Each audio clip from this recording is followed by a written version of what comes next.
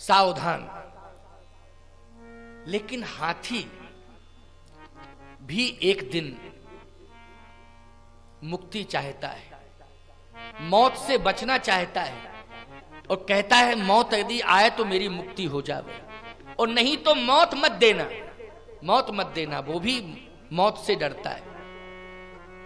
आप कहोगे महाराज कहना क्या चाहते हो? कहना यही चाहता हूं बस तुम तो सुनते रहो, रहस्य समझ में आने वाला है, अभी निचोड़ निकलने वाला है। तुलसीदास जी ने कहा कि जैसे हाथी सम्मान पाता है, बहुत ऊंचा होता है, वजनदार होता है, सब कुछ है उसके जीवन में, लेकिन सम्मान पाने के बाद भी सुखानुभूति महसूस नहीं करता है, क्योंकि महावती के बंधन में बंधता है। जंगल के हाथी की कोई पूजा नहीं करता है। कोई जंगल में हाथी की पूजा करने जाता है क्या? जल्दी बोलो। लेकिन गांव में जब हाथी आता है तो उसकी पूजा होती है। क्यों? गांव के लोग भले ही पूजा करके सुखानुभूत महसूस करें, लेकिन हाथी पूजा भी होती है, स्तुति भी गाई जाती है, लेकिन सुखानुभूत महसूस नहीं करता है, क्योंकि वो महावती के बंधन में बंध गया है, अंकुश उसके हाथ में है, और जब बंधता है तो जंजीरों से बांध दिया जाता है। बांध दिया जाता कि नहीं? लेकिन हाथी की पूजा हो भले ही ना हो, लेकिन उसे सुख जंगल में ही मिलता है जब वो स्वतंत्र विचरण करता है। इसलिए हाथी गांव में पूजा कराने के सुख को लेके नहीं प्रवेश करता है, वो मजबूरी में प्रवेश करता है। पूजा हो चाहे ना हो, लेकिन स्वतंत्र रूप से विचरण करता रहूं, जंगल में आनंद मिलता रहे, उसी में उसका सुख है, इसलिए वो जंगल को छोड़ना नहीं चाहता है। लेकिन तुलसीदास जी ने कहा कि एक दिन ऐसी कंडीशन आ जाती है कि जब जंगल में आग लग जाती है तो फिर हाथी जंगल छोड़ने के लिए मजबूर हो जाता है। क्यों भाई, हो जाता है कि नहीं? जब जंगल में आग लग जाए तो हाथी क्या करेगा? फिर जंगल ही में रहेगा क्या? क्योंकि मौत से डरता है तो भागेगा वो जंगल छोड़ के। कब? आग लगने पर भागेगा। यह है हाथी की बात, पशु संस्कृति में जन्म लेने वाले हाथी की। लेकिन याद रखना, प्रत्येक मनुष्य के साथ हाथी है। वो हाथी कौन है? मन रूपी हाथी। बोलो, तुम जितने बैठे हो संसार में, जितने प्राणी हैं, सबके पास मन है कि नहीं? और संतों के मत से, कबीरदास के मत से, तुलसी के मत से ये मन रूपी हाथी, मन को हाथी कहा गया है। क्या कहा गया? मन मतंग माने नहीं। मन मतंग, तो मन मतंग, मतंग मानी हाथी, मन रूपी हाथी। लेकिन तुलसीदास जी भी कहते हैं मन करी विषय अनल बन जरई। मन करी, मन रूपी हाथी, ये मन रूपी हाथी हमारा आनंद ले रहा है। कहां? गृहस्थी रूपी जंगल में। बोलो भाई, ये मन रूपी हाथी गृहस्थी रूपी जंगल में। आप कहो महाराज गृहस्थी को जंगल कह रहे हो? जंगल में बड़े बड़े पहाड़ वृक्ष हुआ करते हैं, लेकिन गृहस्थी को जंगल से कैसे जोड़ा जा रहा है? ग्रह कारज नाना जंजाला और ते अति दुर्गम शैल विशाला। बोलो भाई, समस्याओं के बड़े बड़े पहाड़ गृहस्थी रूपी जंगल में है कि नहीं? जंगल के पहाड़ तो ढह जाते हैं, लेकिन समस्याओं के पहाड़ कभी नष्ट नहीं होते हैं। स्वयं नष्ट होना पड़ता है, लेकिन समस्याओं के पहाड़ नष्ट नहीं होते हैं। ग्रह कारज नाना जंजाला ते अति दुर्गम शैल विशाला। ये हमारा मन रूपी हाथी गृहस्थी रूपी जंगल में आनंद ले रहा है। लेकिन प्यारे, समस्याएं भी आ रही हैं, फिर भी घर को नहीं छोड़ रहा। क्यों? समस्याएं आ रही हैं फिर भी घर को नहीं छोड़ रहा है। बहुत से लोग आते हैं समस्या लेके महात्माओं के पास, महाराज हाँ क्या बात है? बोलो। बहुत परेशान है। क्या बात है परेशान? किससे हो परेशान? पुलिस में जाके शिकायत करो ना, परेशान हो। बेटे से परेशान है, बेटे की कौन शिकायत करे? पड़ोसी से हो तो शिकायत करेंगे, लेकिन जब बेटे से परेशान है तो कैसे शिकायत? बेटा ही है, पुलिस पकड़ेगी, डंडा मारेगी। क्यों? हो सकता है कि ज्यादा बड़ा अपराध बन जाए तो सजा भी हो जाए, जेल में रहे। कैसे जाएगा? बेटा है। महात्मा के पास आएंगे, अच्छा तो क्या चाहते हो, कोई उपाय बताओ, कष्ट दूर हो जाए, बेटे से परेशानी। देखो भाई, मैं तो यही कहूंगा कि कष्ट दूर हो जाएगा, तुम तो मेरे साथ चित्रकूट चलो, फ्री में भोजन, फ्री में रहना। बीमार हो जाओगे तो औषधालय भी चलता है, जैसे शरद ने अभी घोषणा की ना, हजारों लोगों का नित्य भोजन होता है। मरीजों की आयुर्वेदिक की पद्धति से निशुल्क उपचार होता है,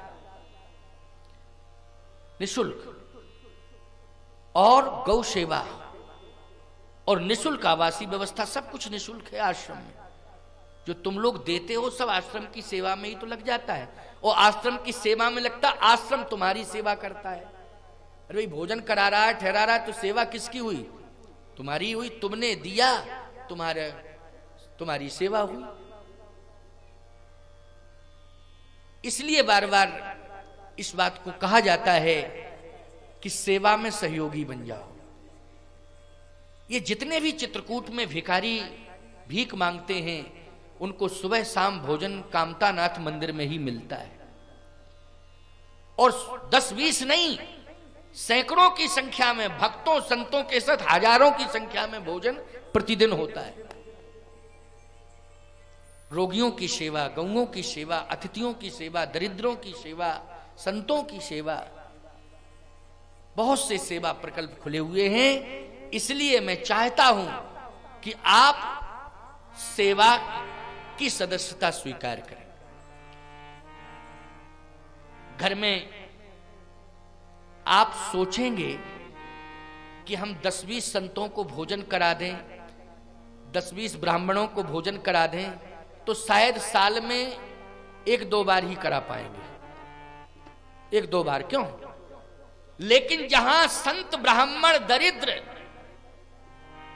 और भक्त, इनको नित्य भोजन मिल रहा है, हजारों की संख्या में मिल रहा है, अगर आपका थोड़ा बहुत सेवा शुल्क, चाहे अन्न दान के रूप में, चाहे द्रव्य दान के रूप में, वस्तु दान के रूप में, अगर कामदगिरि अन्नपूर्णा भंडार से जुड़ जाएगा, तो नित्य ही हजारों की सेवा से आप जुड़ जाएंगे। ये लाभ आप सबको होगा। इसलिए सेवा से आपको जोड़ने के लिए प्रेरित किया जा रहा है कि कामदगिरि अन्नपूर्णा सेवा के सदस्य आप बने, यथाशक्ति बने। ऐसा नहीं है कि आप पर कोई वजन दिया जा रहा हो, जितना सामर्थ्य आप में है, ज्यादा से ज्यादा, कम से कम, जो भी है, आपको सेवा सदस्यता का प्रपत्र भी मिलेगा, उसकी रसीद भी मिलेगी, और आप हमेशा के लिए जुड़ भी जाएंगे। और आपके नाम पर, क्योंकि अन्नपूर्णा भंडार में आपका सहयोग पहुंचेगा, तो ना जाने उन नित्य की हजारों की भीड़ में कोई नारायण आपके प्रसाद को ग्रहण कर ले, तो आपका कल्याण हो जाएगा। इसलिए जो भी अन्नपूर्णा सेवा से जुड़ना चाहें, वो अपनी सदस्यता में नाम लिखा दें, तो उनके नाम की घोषणा भी होगी, और आप अन्नपूर्णा भंडार के सदस्य भी बन जाएंगे, और आपको कामतानाथ जी के वस्त्र से सम्मानित भी किया जाएगा, जो आपके पास सदा रहेगा। और कामतानाथ जी का एक चित्रपट भी आपको दिया जाएगा कि नित्य स्मरण रहे। इस तरह से व्यवस्था दी गई है। तो जो भी सेवा से जुड़ेंगे, उनके नाम नोट किए जाएंगे, और फिर नामों की घोषणा की जाएगी, और मंच से उन्हें बुला करके आशीर्वाद दिया जाएगा, मंच पर बुला करके आशीर्वाद दिया जाएगा। तो चर्चा में ये कर रहा था कि समस्याएं कैसे दूर होंगी। चलो मेरे आश्रम, लेकिन ये मन रूपी हाथी समस्याओं के पहाड़ से खोपड़ी लड़ा रहा है, लेकिन घर नहीं छोड़ रहा है। बोलो भाई। कहे महाराज चित्रकूट नहीं, फिर आप तो बेटे को बुला लो और उसे समझा दो, और बेटे को आप बुला के समझा देंगे तो हमें विश्वास है कि आपकी बात समझ में आएगी उसको। हमने कहा कि हम बेटे को नहीं बुलाएंगे, उसको कथा में आना हो तो आ जाए, सुन ले, हम स्पेशल ना बुलाएंगे। हम तो तुम्हें समझा रहे हैं, तुम समझ लो, मेरे साथ चलो। फिर कहता है महाराज 1 दिन का मौका दे दो। हाँ ले ले 1 दिन का मौका। दूसरे दिन आया, क्या समझा? चलोगे? बोले महाराज रात भर यही सोचा, अपना ही तो है, अगर गालियां भी देता तो कोई बात नहीं। बोलो ये मन रूपी हाथी गृहस्थी रूपी जंगल का त्याग करना चाहता है क्या? नहीं करना चाहता है। लेकिन जिस दिन गृहस्थी रूपी जंगल में वासना की आग लग जाएगी, उस दिन मजबूर हो जाओगे घर छोड़ने के लिए। बोलो हो जाओगे कि नहीं हो जाओगे? मजबूर हो जाओगे छोड़ने के लिए। मैं सत्य कहता हूं, क्योंकि वासना की आंधी जब चलती है तो आग प्रचंड हो जाती है कि नहीं हो जाती है? और इतनी प्रचंड आग हो जाती है, इतनी प्रचंड आग हो जाती है कि उसको बुझाने पर भी वो नहीं बुझती है, चाहे फायर ब्रिगेड बुला लो। लेकिन फिर क्या होता है, उस आग से बचने के लिए तुम्हें उस आग का त्याग करना पड़ता है। और केवल आग के त्याग से ही काम नहीं चलेगा। आप जिधर भागोगे अगर उधर आग, फिर जिधर भागो उधर आग, पूरब में आग, पश्चिम में आग, उत्तर में आग, दक्षिण में आग, तो फिर कैसे भागो, कहां भागोगे, कैसे बचोगे? फिर इसके लिए जल की तलाश करोगे। किसकी तलाश करोगे? जल की तलाश। तो सावधान। वो हाथी भी कहता है प्रभु मुझे बचाओ, तो भगवान ने कहा कैसे बचोगे? चारों तरफ आग है, कहा भाग रहे हैं लेकिन आग के कारण निकल नहीं पा रहे हैं, चारों तरफ आग है, तो कैसे बचोगे? कहा प्रभु कृपा करके एक जंगल में सरोवर तैयार कर दीजिए। अगर इस हाथी को सरोवर मिल जाएगा तो निश्चित रूप से हाथी का अस्तित्व बच जाएगा। ठीक इसी प्रकार से तुलसीदास जी कहते हैं कि जब समस्याओं के जंगल में वासना की आग लगेगी तो उस समय बचने का, मन रूपी हाथी के बचने का कोई उपाय नहीं रहेगा।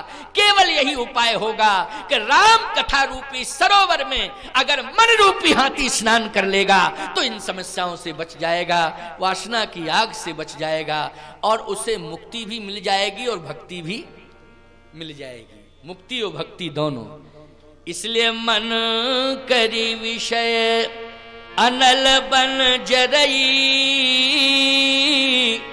होय सुखी जो यही सर परई। जो राम कथा रूपी सरोवर में स्नान कर लेगा उसका कल्याण हो जाएगा। भक्तों ने कहा महाराज ऐसा है कि व्यस्तता ज्यादा है और कथा सुनने की फुर्सत नहीं, रामायण भी साथ लेके चलें, पढ़ें तो पढ़ने की फुर्सत नहीं। आप तो ऐसा उपाय बताओ कि काम भी करते रहें और उद्धार भी हो जाए, ऐसा उपाय बताओ। तब तुलसीदास जी ने कहा ऐसा भी उपाय है। क्या उपाय है? नाम लेत। अब नाम का सहारा ले लो। किसका सहारा ले लो? नाम का। किसके नाम का? भगवान के नाम का। अच्छा भाई चलते रहो और मुख से राम का नाम लेते रहो, कोई दिक्कत है? किसान हो, खेत में काम करो, वाणी से क्या करोगे?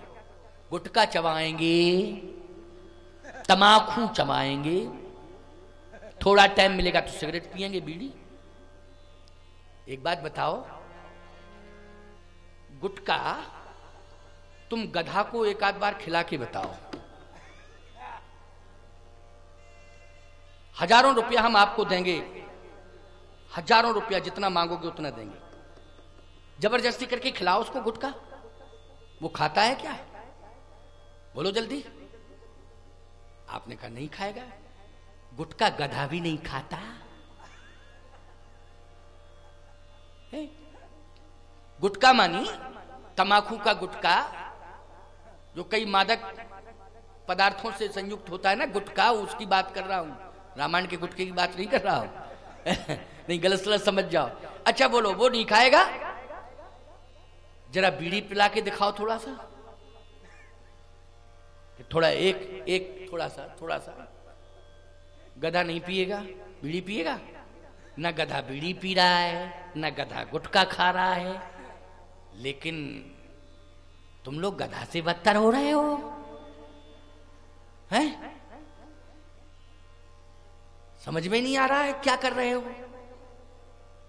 इन पशु पक्षियों से शिक्षा ले लो, पशु पक्षियों से, कि हम क्या कर रहे हैं मनुष्य होकर के, क्यों अपने जीवन को नष्ट कर रहे हैं? शराब पी रहे हैं। शराब जरा पिला के बताओ किसी पशु को, किसी पक्षी को शराब पिला के बताओ।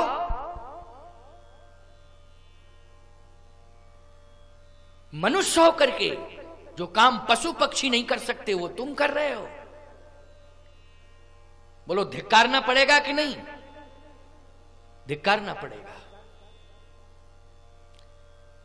इसलिए परिवर्तन करना चाहिए।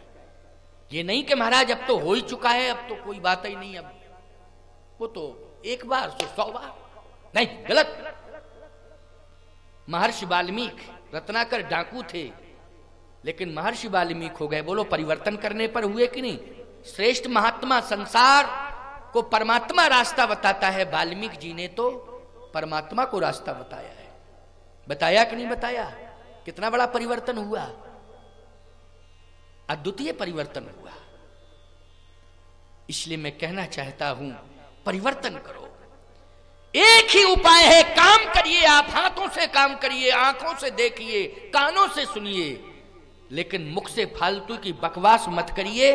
काम करते करते राम जपते रहिए, काम करते करते राम जपते रहिए।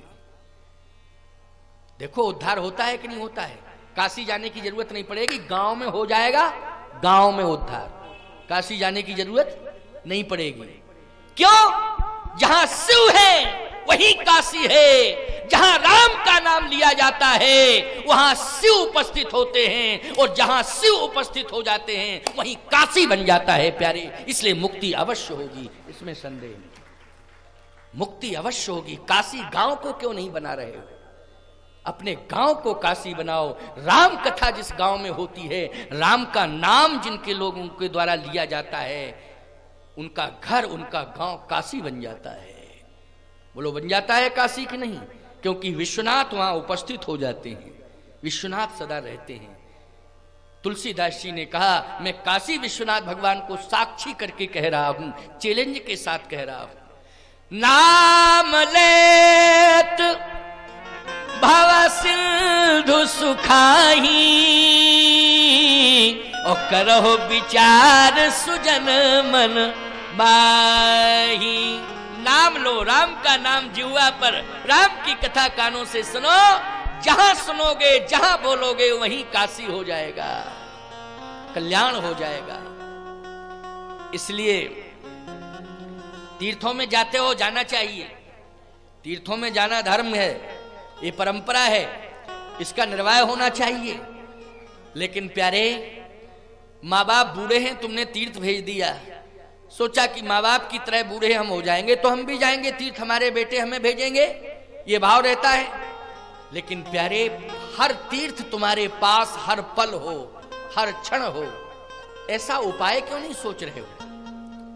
ऐसा उपाय एक ही है, 2 वेर द्वारिका त्रिवेणी जाय, 3 वेर 4 वेर जाय गंग अंगहु नहाएते, 5 वेर गयानाथ, 6 वेर नैमिषारण्य, 7 सुमेरु 7 वेर पग ध्याएते। लेकिन जेते फल होत कोट तीर्थ स्नान किए, तेते फल होत एक राम नाम गाएते, तेते फल होते एक राम नाम गाएते। इसलिए नाम लेत भव सिंधु सुखाही, करहु विचार सुजन मन माही। इसलिए तुलसीदास जी ने कहा, जाओ कथा सुनते रहना और वाणी से राम का नाम लेते रहना। जहां भी ऐसी स्थिति जुड़ेगी वहीं काशी विश्वनाथ प्रकट हो जाएंगे। तो बोलो उपाय सरल हो गया कि नहीं हो गया? हो गया उपाय सरल। इसी प्रकार से सती को मुक्ति मिल रही है, क्योंकि सती मरत हरिशन बर मांगा, जन्म जन्म शिवपद अनुरागा। सती को भी ऐसी मुक्ति मिली।